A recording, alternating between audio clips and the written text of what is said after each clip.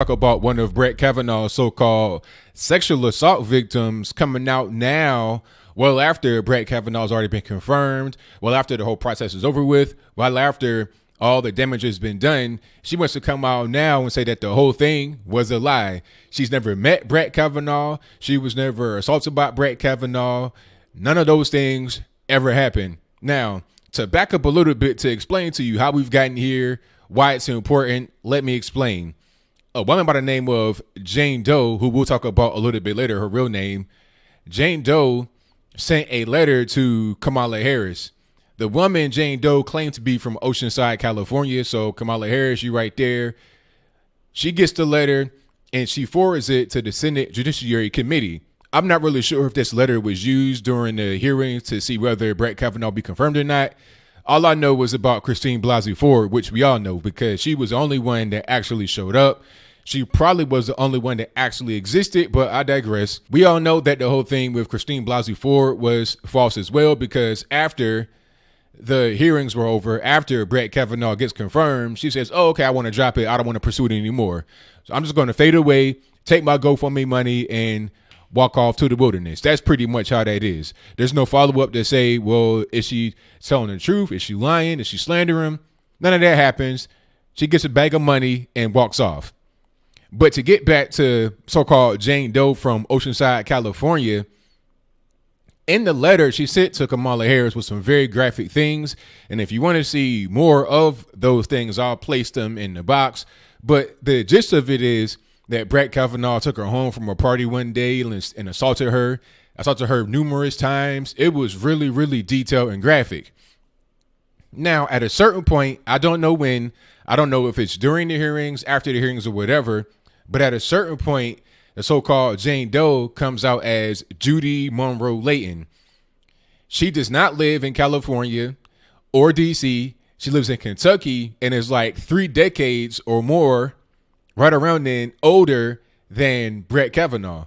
So it's not even possible. Okay, you talking about you being taken home from a party by Brett Kavanaugh. If he's 25 and you're 55, how does that make any sense? But for now, I digress. All that needed to happen was a little bit of digging, a little bit of investigation. You find out this is a left-wing activist, a never Trumper, a never Kavanaugh person, somebody that didn't like the whole situation and was angry and wanted to just attack Kavanaugh. That's what she said once it was revealed that she was lying. Now, she has been referred to the DOJ and the FBI. Hopefully, this old coot gets locked up, because how are you going to accuse a man of something so serious like that? This ain't nothing. You ain't talking about somebody that stole a candy bar from a grocery store or something like that. You're talking about this man is a rapist. He's some kind of sexual predator. Understand this. While the process of getting Brett Kavanaugh in office or getting him into the Supreme Court has now ended, the damage to his reputation, the damage to his name, his family's name has been done, and it's almost irreparable. People are going to believe what's put out there by the media regardless of what. It doesn't matter if I come out with a video right now and I show you a person who says that they were lying. They admitted to lying. All that it took was for her to reveal her name, a little bit of background, digging, and then here comes the FBI knocking. And she's like, oh, I'm sorry, I made it up. I was just angry. That's what's going on right now. You know, same thing with Christine Blasey Ford. Not quite to this extent, but after the whole thing was over, she dropped everything, said, I don't want to pursue it anymore. Why? I mean, you were going so gung-ho during the actual confirmation process, but now all of a sudden that it's over, you want to stop it. If it's about justice, if it's about getting, you know, having the right thing happen, why stop now? But again, I digress.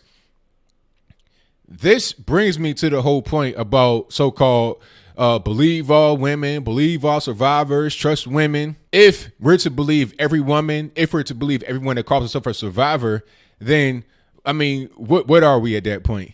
You got to have due process of law.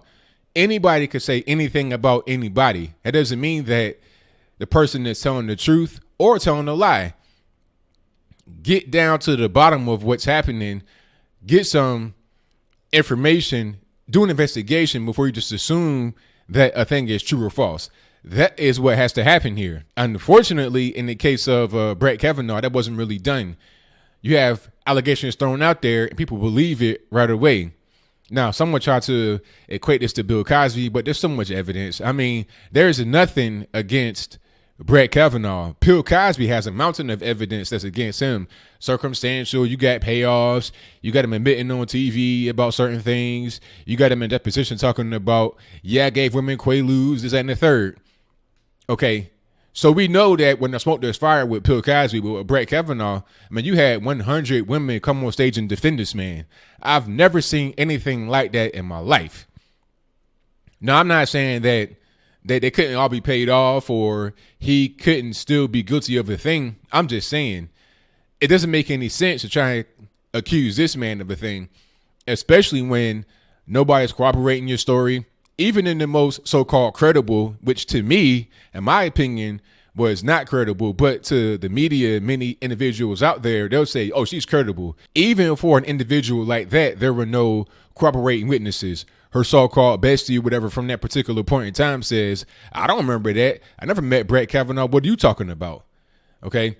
So obviously there's a political agenda to all these things.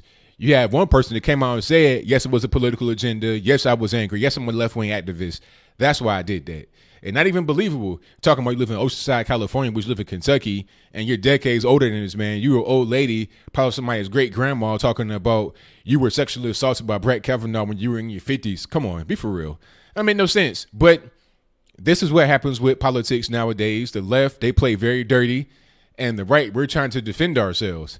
But then when the right tries to kick back a little bit, we get kicked back to them, but that's a different story, and I'll move on. I need to bring this out there just to try and help clear Brett Kavanaugh's name, all right?